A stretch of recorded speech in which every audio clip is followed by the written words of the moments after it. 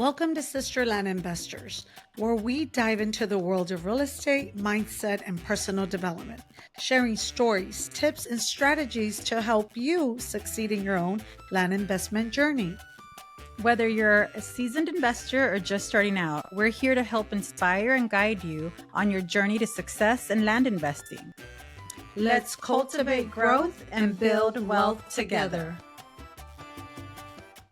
Hello, guys. Welcome back to Sister Land Investors. I am Liz. And I am Cindy. So happy to be back another week, two weeks in a row. This is great. Starting off the year off wonderful. I love it. Welcome back. So we've gotten messages on people that are doing land investing already. And one of them wants to train. So we help, just to set it out real quick, we do help other investors to get their team on board on how to answer the calls, how to make the acquisitions and dispositions. So we're going to answer a couple of questions on that.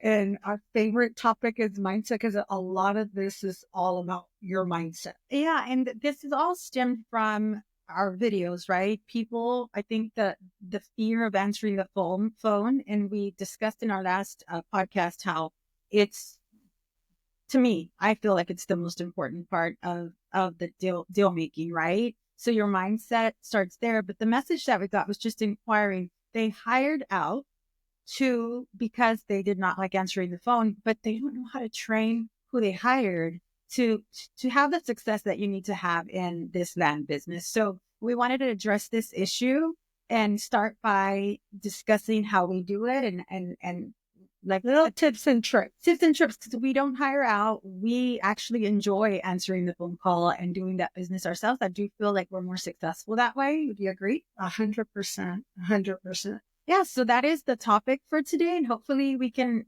get you guys interested in it or give you some tips and tricks to doing it successfully. Okay. So tip number one for me, it's perspective. When we first started with anything in sales, because again, going back to my background, if you haven't heard, nursing, nurturing, caring for patients, and then I got swapped into sales. It felt natural for me, and I could say the same thing for Cindy when she started doing sales. It was natural because we were brought up in that environment. Yeah. With our mom always teaching us just be kind and nice to people, let them speak. Listen and let them speak. And you'll go a long way. But she taught us that from like little. But we would watch her doing it too, right? Because her sales came from the living room. So we were there. We heard it. We were sitting there watching TV we could hear what she was talking about, whether subconsciously or not, but we could hear it. So it was just engraved. So we were little girls, right? Just be a good listener, empathize with them and listen. So perspective, having that perspective that you're a friend and not there to sell or to buy, just swapping that in your mind, like you're there as a friend to listen to what the seller has to say or the buyer. In this case, for the person that sent us the message, they buy land and they're trying to train their team how to answer the phone. Yeah. So I guess I would start with that, with the perspective for them to be a friend to these callers. And I think first, before that, not to go against you, because I think that's very, very important. But to me, I would say that the very first thing to do when you're hiring out is to ensure that you're making them believe in what you're doing. The belief that you're actually helping people. You're not there to screw anyone, because it could sound that way when they start receiving calls and the angry calls. It could sound like, oh, this lady that just hired me is trying to screw people, because that's what I'm hearing at the end of the line. So I think making them aware of the situation, the why behind why you're buying, and the stories behind everyone that you've purchased from in the past, I think that'll help start setting the belief, right? Absolutely. You're there helping people that don't need the land anymore, that need the money, need the cash. And I think being able to paint those pictures before you even try to teach them to answer the phone, I think having them believe in what you're doing is in any sales, right? Any type of sales, like that is the key, believing in what you're selling or trying to buy in this case. So that would be my first. That is huge. That is true. Because if they don't believe in it, they don't believe that they're doing a good cause, then that won't be transmitted through the call. So I love that, changing the belief that they're there to help and they're doing something great is huge. So you want that to be the foundation. Yes, first and foremost, it has to be the foundation. And being able to, empathize with the callers. So whoever you're hiring, make sure that they have that empathy chip or DNA part in them, because I think that's huge as well. Would you agree? I think it's huge, and that's something that could be learned. It does not necessarily you have to be born with it or be raised with it like we were. I think you could train someone to have that. I think all of us have it. We just need to nurture it, and train it. Exactly. Yes, for sure. The other thing that I would say is they need to learn to adapt to different personalities. Some people could be aggressive. Some people could be very nice. Learning to adjust. Yeah. You kind of feel the tone when you get the calls, and just adjusting yourself to position yourself in the right way goes a long way. Absolutely. And that's something as simple as just changing your tone of voice, right? If you get someone very aggressive, well, then your tone's going to be a little bit not as aggressive as theirs, but you're going to stand firm in your belief in what you're trying to buy. But then you get someone that's more than often you get sweet older people who are a little confused by your letter. They don't understand. And so you lower your voice and you become you just have to be able to teach them to adapt to the call, to whoever's on the other line. I agree. And if you do get those angry calls and those high pitched dominating tones, you go down on your tone. I think Tony, all that we could teach you. You reach out to us and we could. There are very simple strategies to handle those calls. And it might not work for every single one, but there are definitely strategies to help through the different personalities that you're going to call, but you have to be able to teach them to adapt to the callers. I agree. Yes. Okay. And the other thing that I want them to focus on is, like I said at the beginning, is that they're serving, they're helping, not only you, but they're helping them. They need to feel like they're doing something worthy for themselves, for your business, and for the end user. Yes, the end buyer. So being able to solve their problem. There's always, if you're getting a call, if that phone is ringing, there is a problem. Being able to identify the problem by asking the right questions, shutting up and listening, being able to identify those problems, and then just tailoring your message, your conversation to what they want to hear about their land, about the issue with your letter, like being able to ask the right questions and then listening to be able to tailor the message is huge. And again, we're happy to help. We have systems in place to be able to help with that, but that is key. So whoever you're hiring needs to be able to ask the right questions. Yes, ask the right questions, listen attentively, because they say so much in those calls that you can learn so much about the land that you can turn around and use it when you turn around and sell it. So letting them know that they have to be an active listener and taking great notes.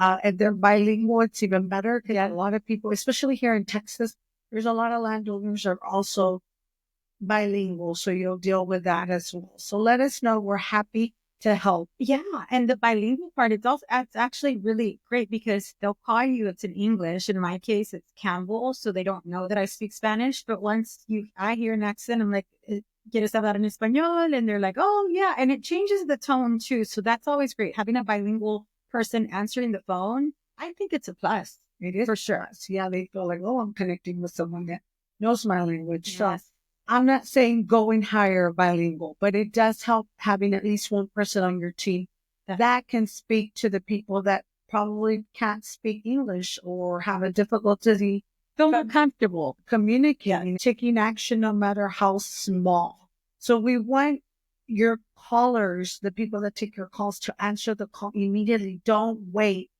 So if you do have a group of people answering your calls, make sure that they're answering immediately within the first 2 rings. You don't want them to wait or send them to voicemail. Because if you send them to voicemail, which it's happened to me where at the beginning, you get a lot of calls. those people sometimes don't answer the phone back when you call them. And I do call every single one back. I make sure that day does not end before I call every single. So you want to make sure they answer the call immediately when you first get it. And it takes a lot of courage to get on the phone and answer it. So is there anything you want to No, it does take courage, because sometimes what they're doing is you're answering the call, you just got an angry call, you just got cursed out, and they're very, very upset with you. You hang up and you're trying to just shake that off, and then the phone rings again. So it takes skill, it takes courage, and it takes the mindset, right? Going back to mindset, you have to be able to do it. But answering the call the first time around does have the most success. I agree 100%. Yes, and calling back, following up, making sure you stay consistent with those calls are crucial. That is your bread and butter. That's what's going to keep your business moving forward. Kindness. Sorry, that was a big one. Yeah, we're trying to wrap it up, but kindness. I think stressing kindness in the midst of someone cursing you out, staying kind goes a huge way as well. Do you agree? Yes, I agree. Yep. Staying super sweet, staying kind too. Not cursing them back out like you sometimes you want to, but just don't let the enemy win. And I just want to step in and say, because we talk about all the bad calls, and I'm saying we're talking a lot about the negative calls because that's what stops a lot of investors at the beginning. When they get the no's, I'm not interested. When they get the, why the hell are you insulting me with this? When you get all those, it is very discouraging for a lot of people, and they stop there. I'm telling you, for the people that have never done land investing, let me just say this little thing. There's a lot of people that'll be super grateful that you. Yes. Thank you so much for calling. I've been wanting to sell this, but I haven't gotten around it. Let's sit down and talk. There's a lot of people that are grateful that they can sell it to. Like for us, we're family ladies. They hear our story, they hear her story, and they're like, yes, I'm happy to sell it to you. So don't think it's all bad. The only reason that we've been focusing on that, because that's the majority of your needs. In 2025, we want to make sure you stay consistent. Yeah. And don't be afraid. And if you are afraid, hire out. And if you're hiring out and you need training, we're here to help. Like let's work together to ensure that you are successful. And it takes a village, guys. I'm so thankful. I have my sister. I call her for ideas. I call her for situations still now. We've been doing this now I've been doing it almost 5 years, you're longer, 7, but I still consult with her. Like, this is a situation. What do you think? And she gives me great ideas, or sometimes I don't agree with her ideas, but it's so good to have someone to discuss situations with. And we are happy to get on a call and discuss whatever issues that you have and how we can help you. That would be great. We have an amazing, yes. And I'll add to that, ditto. We'll take the ditto. Yes, ladies, thank you for sending your messages. Keep sending us messages on topics that you're interested, but definitely the calls are crucial. Like she said, mindset, having the right mindset, knowing that you're helping them, believing that this land investing or anything in real estate is your path to financial and generational wealth. Yeah. Believing in that, not just you yourself, but your entire team being on board. Like, hey, you're here, you're a team, and giving them a piece of it. Like, hiring a team and letting them invest with you is huge because they see the potential. They see that, hey, yeah, this is real. We're getting our huge percentage that you don't get in the back. So you get your 8%, your 10%, whatever it is that you're giving them will motivate them. And it's blessings, right? I feel like you get blessed by blessing others, and you by doing that, you're blessing others. So I feel like it's all around just a great thing. Yeah, so we answered your question. Thank you so much for sending your questions in or your coming. These are great. They're great topics to address, and I feel like it helps us, and it definitely, hopefully, helps you guys. But please keep sending your questions because it is giving us ideas on topics and how we can help you.